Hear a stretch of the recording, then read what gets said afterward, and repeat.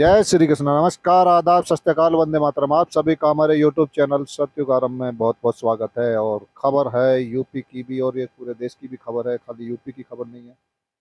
तो यूपी की बिजली अब 20% तक होगी महंगी, प्रस्ताव बनकर तैयार, घाटे को दूर करने की कवायद। भाई वाह। बिजली कंपनियों के नियामक आयोग में दाखिल किया प्रस्ताव, 16,000 करोड़ वार्षिक राजस्व की आवश्यकता बताई। यह है जी न्यूज, ये है दिसंबर 2 की 2024, ईटीवी भारत उत्तर प्रदेश की न्यूज है ये। और सभी न्यूजों में है करीब करीब ये।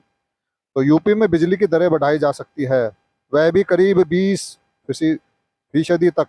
उत्तर प्रदेश की सभी बिजली कंपनियों ने विद्युत नियामक आयोग में इस तरह का प्रस्ताव दिया है। कंपनियों ने बीते 30 नवंबर को वर्ष 2023-24 तक, ये टू अप वर्ष 2025-26 की वार्षिक राजस्व आवश्यकता यानी बिजली की दर का मसौदा सौंप दिया है। इसमें लगभग 1,16,000 करोड़ की वार्षिक राजस्व आवश्यकता बताई गई है।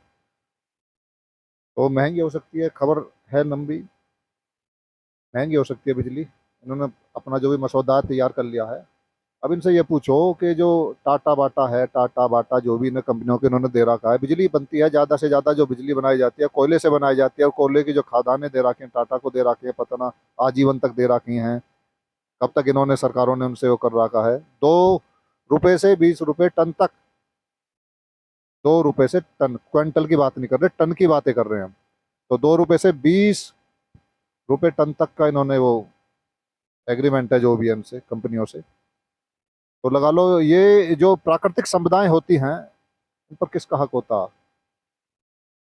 प्रत्येक नागरिक का हक होता। प्राकृतिक प्रत्येक जो प्राकृतिक संपदा है उस पर प्रत्येक नागरिक का, भारतीय का हक होता है। तो बिजली फ्री क्यों नहीं? ये तो सरासर लूट हो रही है, खासकर ग्रामीणों के लिए तो बिल्कुल फ्री होनी चाहिए। ग्रामीण, चाहे वो नगर निगम में हो, चाहे बिल्कुल देहात में हो, चाहे वहाँ पार्षद हो, चाहे वहाँ पर आपका दूसरा हिसाब हो, लेकिन बिजली सभी जो भी ग्रामीण हैं, जो जिन पे मतलब ठप्पा लग चुका है, ग्राम है, वहाँ बिजली फ्री होनी चाहिए। तो ये मैं तो ये कहता हूँ कि सभी जितने भी किसान संगठन है उनको आवाज उठानी चाहिए। प्रत्येक प्राकृतिक जो संपदा है उस पर प्रत्येक नागरिक का, भारतीय का हक है। और ये बिजली बनती है कोयला से, और कोयला भी करीब करीब अभी हमारे पास 100 वर्षों तक का है, समझे।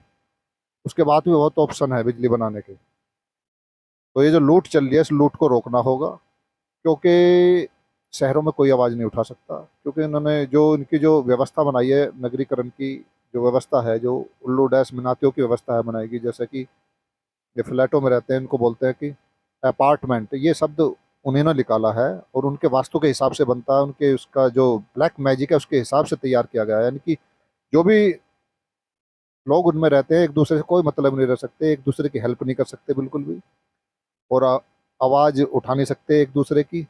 तो इस तरह का ये जो अपार्टमेंट, यानी कि कंट्रोल करने वाला एक अपार्ट, एक भाग है वो जो दिमाग को कंट्रोल करता है। तो इस तरह से ये शब्दों के साथ खेला जाता है, और अपना ये जादूगरी चलाते हैं जादूगर, जो पूरी दुनिया को कंट्रोल करते हैं, और ये नगरीय व्यवस्था लागू करना चाहते हैं, ग्रामों को ख़त्म करना चाहते हैं। तो एक बड़ा लंबा खेल है। इसके खिलाफ सभी जो हमारे जो किसान संगठन है, लगभग 650 के करीब करीब इस समय किसान संगठन हैं। और कहाँ कुछ गिने चुने किसान संगठन होते थे। तो कहते हैं ना, वो परमात्मा प्रकृति सब कुछ अपने हिसाब से करता है, जो हो रहा बहुत बढ़िया हो रहा है। आवश्यकता आविष्कार की जननी होती है। ये जितने संगठन बढ़ रहे हैं बहुत बढ़िया है। एक आदमी, एक नेता, एक आसानी से कंट्रोल कर लेते हैं, जितने बढ़ेंगे बढ़िया है। और लोगों को अपनी ताकत का एहसास भी होगा कि संगठित रहने में कितना बड़ी ताकत है, कितनी इस एकता में कितनी ताकत है। तो जो हो रहा है मेरे हिसाब से बहुत बढ़िया हो रहा है। तो इसके खिलाफ आवाज उठाएं, सावधान रहें, सतर्क रहें, स्वस्थ रहें। जय हिंद, जय भारत, वंदे मातरम, राधे राधे।